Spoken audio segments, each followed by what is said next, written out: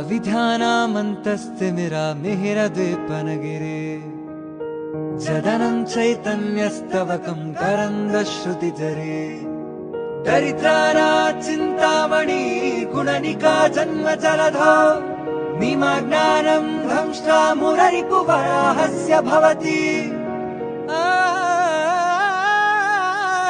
आत्मा रामानन्दरमण अच्युत केशव हरिनारायण आत्मा रामानन्दरमण अच्युत केशव हरिनारायण आत्मा रामानन्दरमण अच्युत केशव हरिनारायण।